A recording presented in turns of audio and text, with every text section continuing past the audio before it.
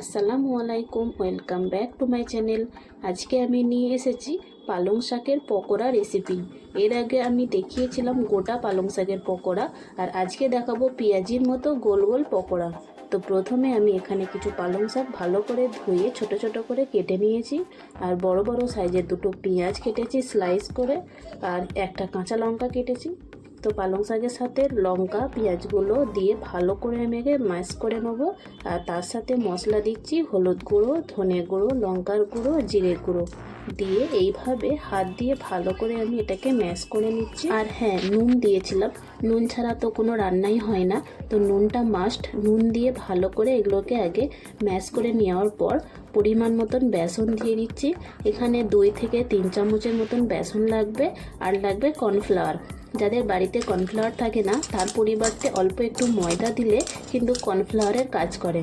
তো এটাকে ভালো করে আমার মাখানো হয়ে গিয়েছে। পকোড়াগুলো ভাজার জন্য একটা কড়াই চাপিয়ে দিয়েছি। কড়াই একটু বেশি পরিমাণে তেল দিয়েছি, যাতে পেঁয়াজিগুলো একটু ডুবে ডুবে থাকে। তো তেলটা ভালো মতো গরম হয়ে গেলে হাত দিয়ে চ্যাপটা করে একটা একটা করে তেলের মধ্যে ছেড়ে দিচ্ছি। তেলটা ভালো মতো গরম হয়ে গেলে চুলোর ফ্লেমটাকে এবার মিডিয়ামে করে দিতে হবে, নাহলে পকোড়াগুলো ভালো মুচমুচে হবে না, অথচ পুড়ে যাবে। তো এক পিঠ ভালো মতো লাল লাল হয়ে গেলে আস্তে আস্তে করে উল্টে দিচ্ছি। এই যে দেখতে পাচ্ছেন পকোড়াগুলো লাল লাল হয়ে গিয়েছে। এবার এগুলোকে আমি একটা ছাঁকনি দিয়ে তেলগুলো ছেঁকে তুলে নেবো। খুব সহজেই তৈরি হয়ে গেল পালং শাকের পকোড়া রেসিপি।